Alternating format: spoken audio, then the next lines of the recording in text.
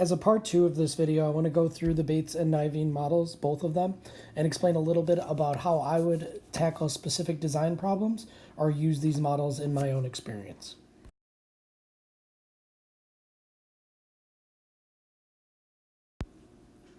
Beginning with the S of students, I would take into account the students that I have in my classroom this year. So I am part of a co-taught classroom with another teacher. We have 23 students in the room, 7 of whom have IEPs and 2 more that are probably on the road to entitlement.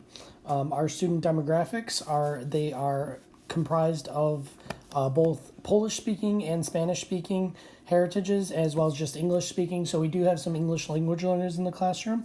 They are in 2nd grade, so their experience in education is still very limited.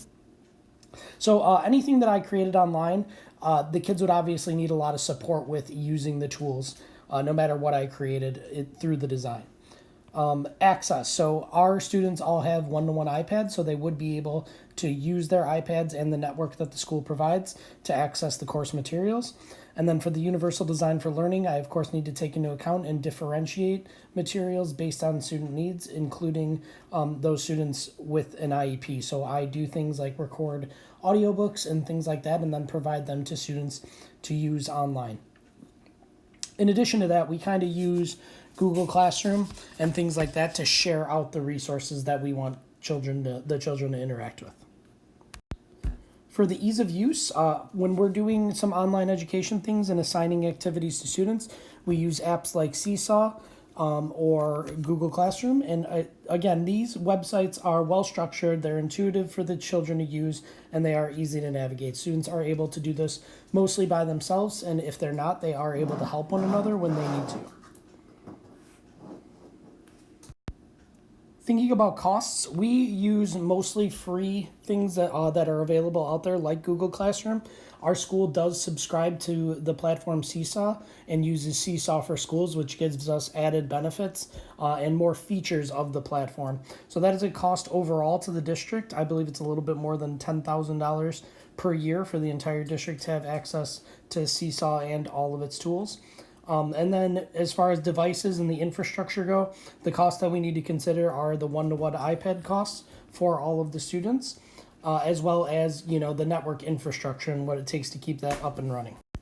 I'm not going to go through all of these, but I think the big one that I want to highlight here is to keep things simple. We don't want to, when we're assigning activities for students to complete on Google Classroom or on Seesaw for online learning, we make the directions available both written out and through a recording. That way the students can listen to the directions and it's easy for them to use. Another thing to consider when using this model is the interaction. How are our students going to interact with the learning material? What are they going to be expected to do? Throughout this process, since our students do not take home the iPads, they always have a teacher available. Like I said, I'm in a co-taught room, so there's 2 of us available at all times. And then student-student interaction. On a platform like Seesaw, the students are available to view each other's work, kind of look at how their classmates did it, then they can like and leave comments on each other's work, so they learn from one another. It's almost like a discussion board topic, as I mentioned in the first part of the video. And then interaction and feedback, we are able to leave comments on student works. We are also able to access a skills view that has the learning standards in there. And then we can assign students a point value on Google Classroom as well, or on Seesaw. They can get 1 through 4 stars on whatever learning standard the assignment was aimed at. Some organizational issues that we may encounter. Other teachers in the building may not be ready for teaching with that type of technology, or they may be unfamiliar with the platforms. For those issues, teachers are able to work with a technology coach that is available in every building to train teachers and work with them on their own goals for technology. So if a teacher wanted to start using Google Classroom or Seesaw in their own classroom, they would have a tech coach there to work with them and make sure that they are successful every step along the way. And that could be kind of an agile design part for this. Part of it could be an iterative process where they regularly check in with the teacher. Hey, how's it going with Seesaw? Things like that. Finally, networking. We do assign other resources for students to view. We may use these to build background knowledge, or for our higher students, we use this to differentiate. So we may not need to teach some of our higher performing students a certain skill in math, for example. So I may go on a website like Khan Academy or look for their videos on YouTube and assign students to watch a video about subtraction with regrouping, for example. And then some of our students, may not even need to be taught by us. We can have them view that video, complete a worksheet or something like that, or do something online with it, and then they can go back and kind of teach themselves. And then we could just check in with that student, like, hey, did you understand it? Things like that. Security and privacy. This is important, especially in the elementary setting.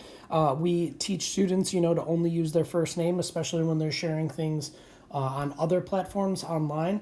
So, we just want to keep them safe and keep their information as private as possible. Nieveen Nieveen developed this model in 1997, and they use it to kind of create and distribute materials throughout places in Holland, as well as in South Africa and even China. Something that I thought that this model would be useful for, and I'll be referring to the figure here for most of this discussion, is our district creates our own English language arts and writing workshop units. We do use a box program for math called Math in Focus, so it's a little bit different.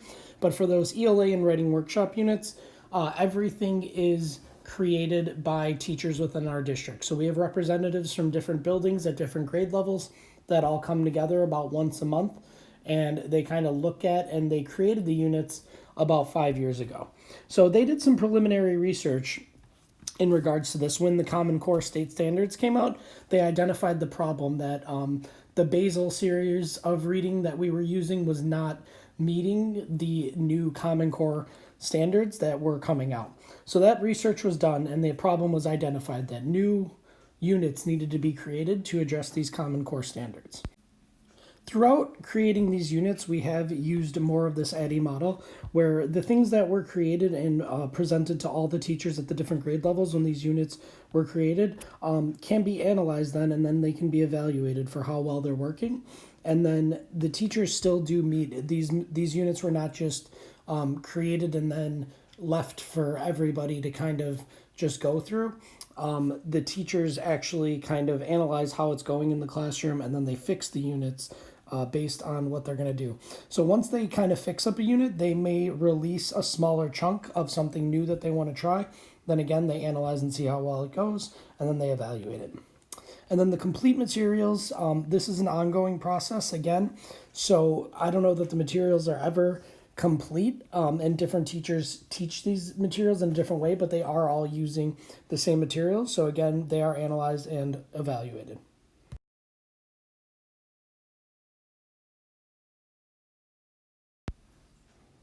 So thank you guys for watching. Again, this is part 2 of my ETT 510 video on the Bates model and the Nieveen model. I used this video to kind of talk about the models and how I would implement them within my own classroom and what the models incorporate.